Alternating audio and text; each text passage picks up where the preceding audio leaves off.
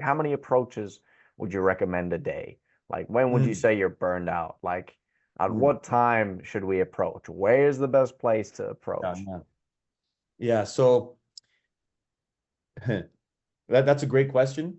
And I like, okay, so if you're going to a new city, that's kind of, it's different, right? I'm not against dating apps, don't get me wrong, right? I think that ideally you should have leads coming in from all ends, and there's five different ways to meet women, right? You got the dating apps, you got day game, you got night game, you got hobbies and interests, and you got social circle, right? So ideally you want to have leads coming in from all those different places, right? But the bread and butter, the meat and potatoes is in person. You're going to have to meet the girl in person from apps, right? So yes, you're working on your social and your dating skills as much as you can, right? The more you put in, the more you get out, right? And people want to make this excuse of, yeah, I'm busy, I don't really have time.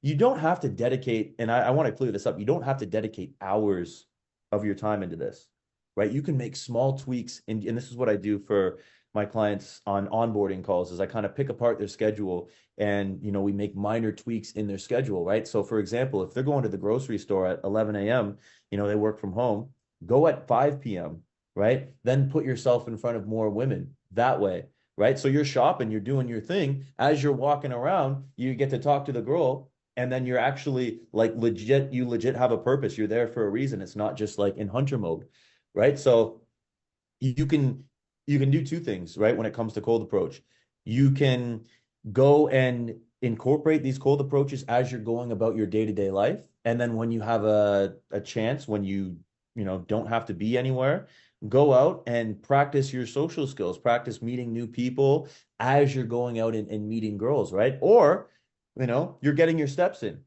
right? You're getting your steps in, and then that's the main focus. And then, yeah, you meet girls on your way.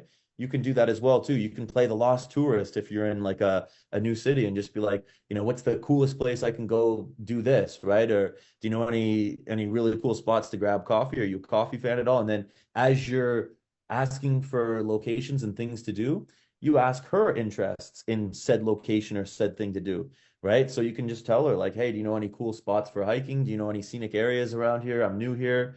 Oh, do you? Oh, okay. Wow. So it seems like you're quite the hiker yourself too. Have you been to this area? I heard really good things about this area.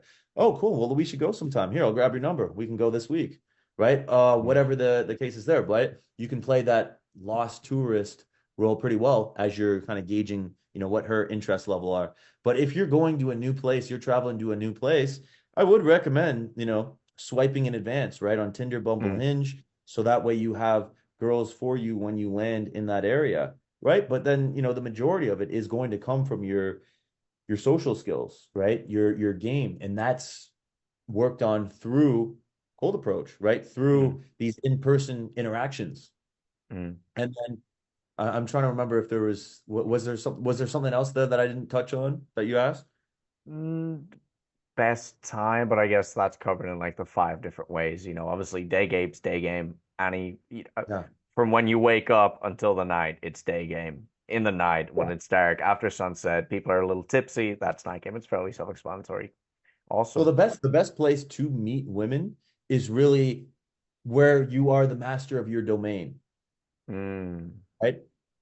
In an area that you feel the strongest, right? Where you could talk about something for hours, where you feel like the man, right? So, for instance, if you're jacked in shape and you're a bodybuilder, right? The gym is going to be your area where you shine, where you're the man, mm, right? Where like it's your arena, right? So you got to find where that is for you, mm. and then start meeting more girls in that area.